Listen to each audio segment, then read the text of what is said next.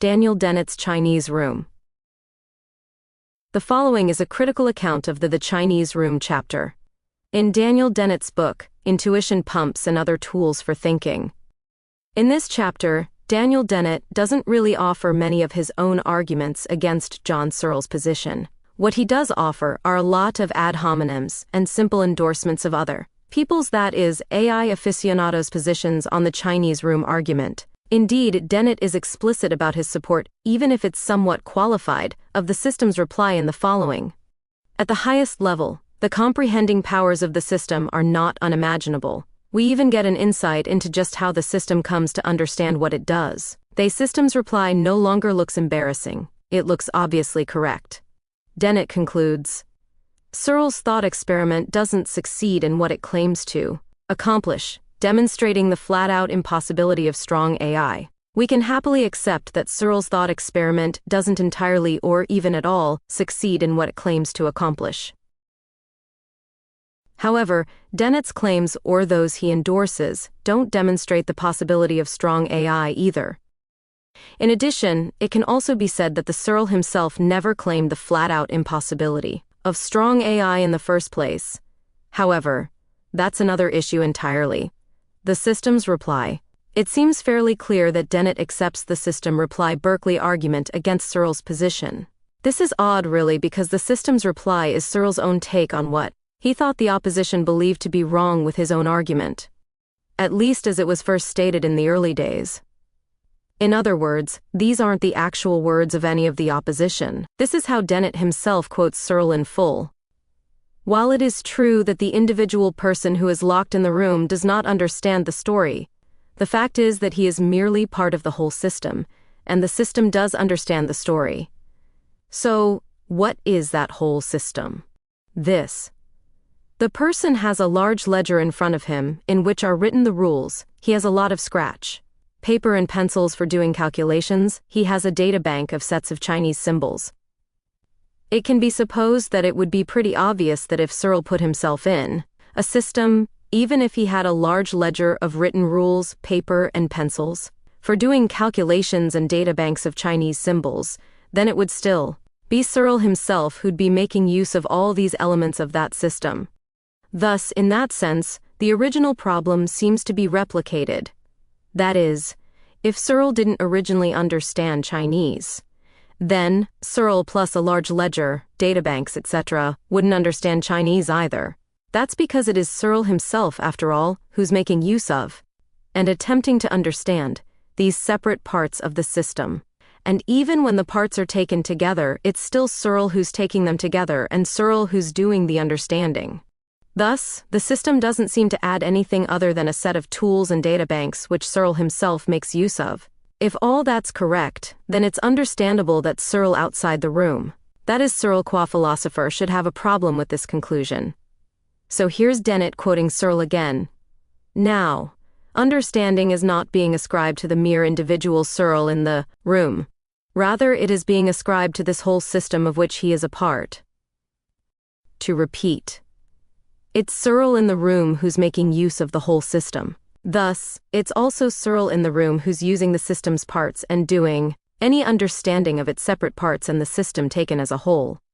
Daniel Dennett's examples. As stated, the system's reply simply seems to replicate the original problem, except for the addition of extra parts in order to create a system. Nonetheless, Dennett does indeed appear to believe that the addition of extra parts is of importance to this issue. Firstly, instead of talking about Searle in the room and the extra other things in that room, Dennett now gives the example of a register machine. Dennett says that the register machine in conjunction with the software does perfect arithmetic. So now we have this. The register machine plus software equal to a system capable of perfect arithmetic. Of course, that's just like the following. Searle in the room plus data banks plus etc. equal to a system capable of understanding Chinese. And then Dennett offers another equivalent example.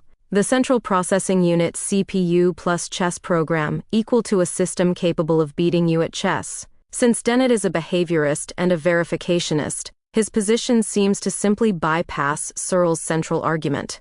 So what is Dennett's behaviorist and a verificationist position?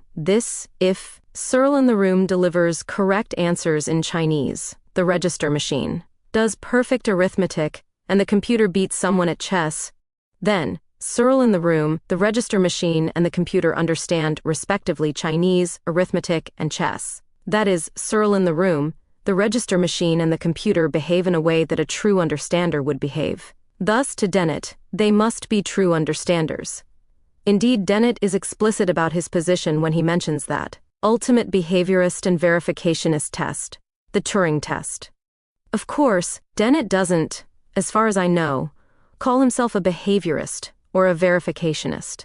He even once wrote Skinner-skinned, actually, as with the system's reply.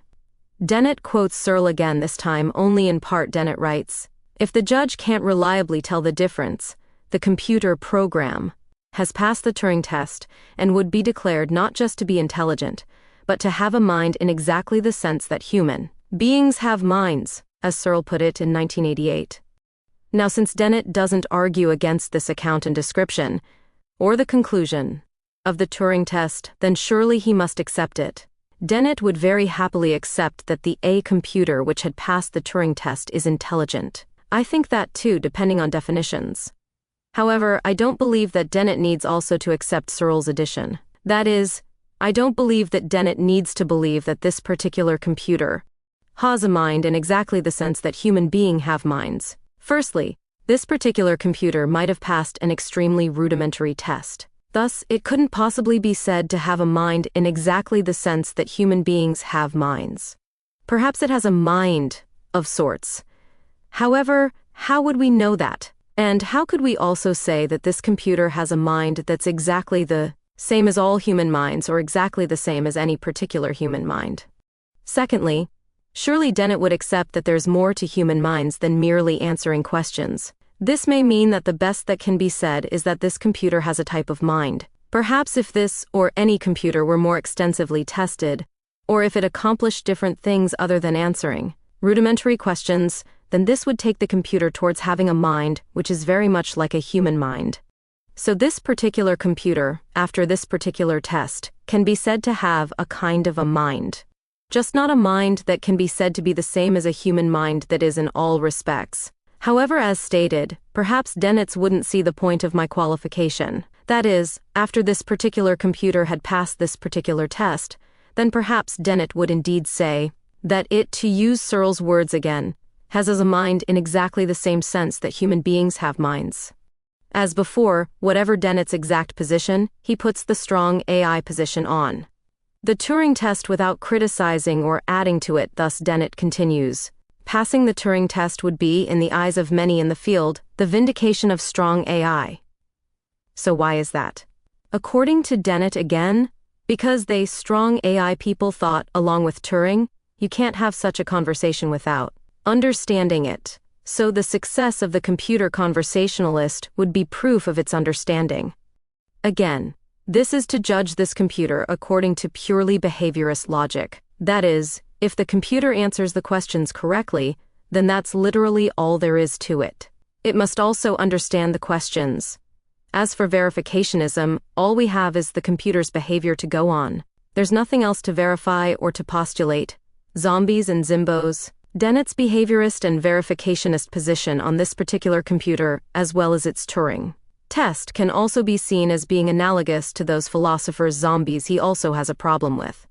Actually, Dennett calls such a zombie a Zimbo. A Zimbo is an entity which is physically, functionally, and behaviorally exactly like us. However, a Zimbo is still meant to be lacking a certain something. More relevantly, Zimbos, or at least some of them, can pass the Turing test too. At least the specific Turing test which the aforesaid computer passed. That is, the Turing test, and you and I can't distinguish between a Zimbo and a really conscious person, since whatever a conscious person can do, a Zimbo can do exactly as well. So just as this computer doesn't need that extra something, neither does Dennett's Zimbo. In both cases, all we have is the behavior of the computer and this Zimbo, and their behavior tells us that they're both intelligent, and indeed that both have a mind. In fact, Dennett seems to go one step further than that. Dennett moves swiftly from the computer, and the Zimbo being intelligent, or having intelligence, to their both being conscious. In Dennett's own words, he claimed that an entity that passes the Turing test is not just intelligent but conscious. As stated before, Dennett seems to be putting the strong AI position. He also seems to be endorsing that position. And this appears to be the case because Dennett neither argues against this position nor does he really add to it. Don't